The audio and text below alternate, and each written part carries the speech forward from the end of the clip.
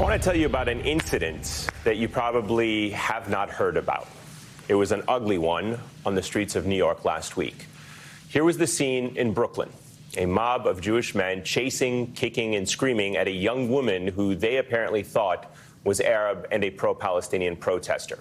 It's still unclear if she was either. She had to cover her face with a scarf to protect herself as they chanted in Hebrew, "Death to Arabs," among other violent slurs. Police had to escort her away while physically restraining the mob. The Council on American-Islamic Relations is now demanding hate crime charges against those attackers. But aside from that, no big updates. The story has gotten little media attention. Just imagine for a moment if it were a group of Arab or Muslim Americans chanting "Death to Jews" or "Death to Israel." If something awful like that happened, how quickly would there be calls for congressional investigations or hate crimes charges or condemnations from politicians? When Dutch and Israeli soccer fans fought in Amsterdam, it was an international incident that led the news for days. When Israeli restaurants are vandalized or attacked, the media shows up and the politicians quickly condemn it and show solidarity, as they rightly should. But it's an old and exhausted and predictable double standard. The insignificance of Arab and Muslim and especially Palestinian life is far too common in our society, plain and simple. And this reality doesn't just lead to alleged hate crimes in the streets. It follows or allows for our political class to be indifferent or accept or even support the destruction of Palestinian life and the starvation of the Palestinians in Gaza, and the occupation and ethnic cleansing of Palestinians in the West Bank as well. Joining me now to discuss this double standard is Mohammed Al-Kurd. He is the author of Perfect Victims and the Politics of Appeal. Mohammed, it's good to have you on the show. I know that you've been covering and writing about this double standard for quite a while. Talk to us about this concept of perfect victims and where that comes from. Thank you, Ayman. Thank you for having me. I think for many Palestinians, if not all of us, we encounter the demand to be polite in our suffering from a very young age. What I mean by this is that we are under occupation. We have been for decades facing Zionist aggression, genocide, whether incremental or full-blown, like we're seeing today in Gaza. And despite all of this, what is on trial is our characters, is how we respond to the aggression and the brutality that is waged against us. The world tells us that we must demonstrate our worthiness of grief before we are grievable. We must demonstrate our worthiness of humanity before we are treated as human beings. And the standard for us to be, grievable victims or acceptable victims is a racist standard, it's a dehumanizing standard, and necessarily it is an ethnocentric standard that is designed but through Western civility and through Western value points.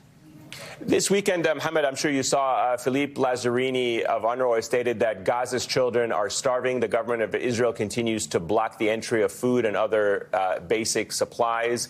A man-made and politically motivated starvation, nearly 2 months of siege, calls to bring in supplies are being unheeded. And we've seen and read horrible stories of death by starvation, yet this isn't new. It has been happening for 18 months. It is still being allowed to happen. How do you process this, and how do you explain how this has been allowed to happen for so long? How the dehumanization and the vilification of innocent people in Gaza has now become normalized and accepted?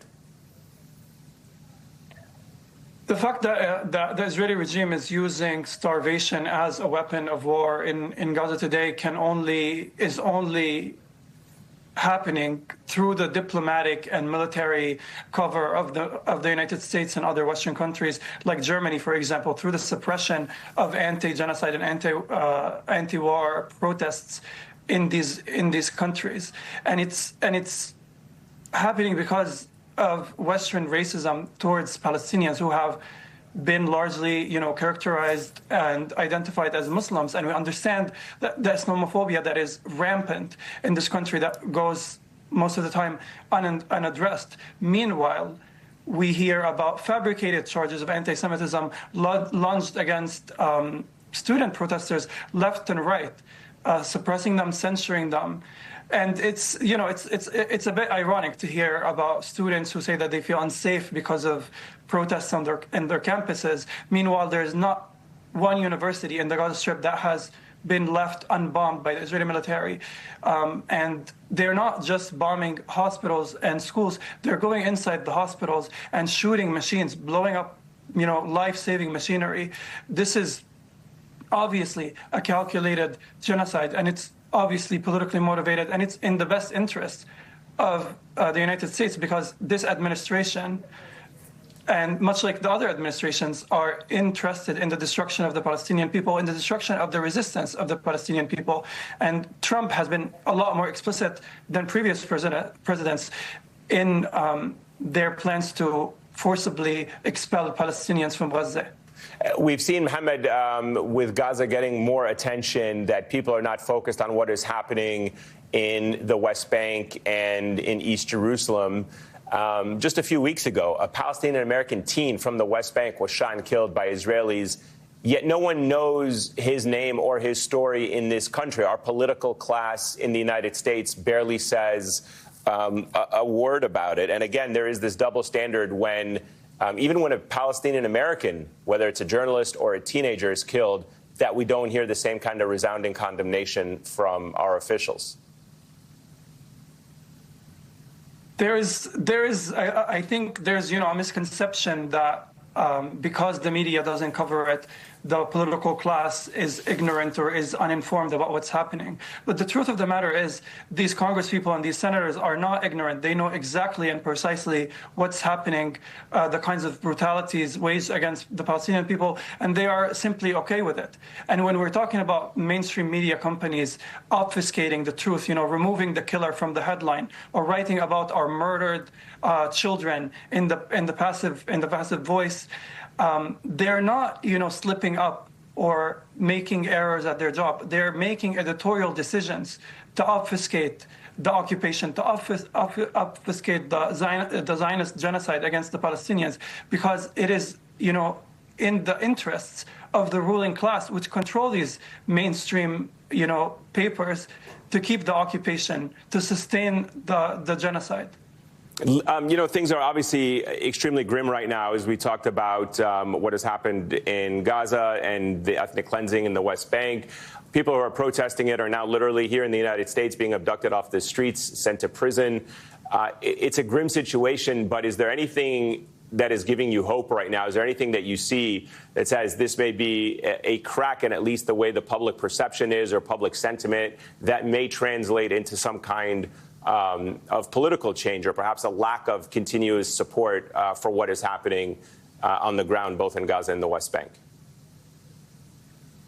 I think what's happening in the streets is absolutely horrific and scary to a certain degree, and I don't want to downplay the losses and the pain of being separated from your family, like in the case of Mahmoud Khalil, and the coldness of the prison, and the fact that there are tens of thousands of people are in ICE detention for political reasons or for otherwise. But I think I believe in optimism as a political obligation, and I think this rampant crackdown, this absolutely cruel crackdown on protesters, on advocates of the Palestinian cause, indicates that the United States government is very aware that anti-Zionism is becoming a national sentiment, is becoming a public sentiment in this country.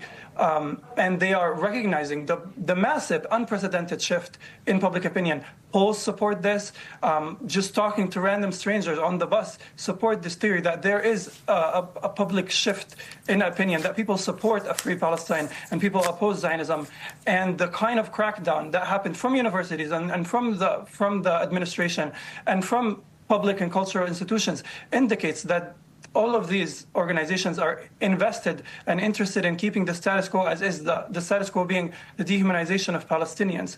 But I believe that things are changing for the better, that people are waking up. And now the challenge for us is to transform this public sentiment into action, into sizable action. Really quickly, Mohammed, are you worried about your own safety?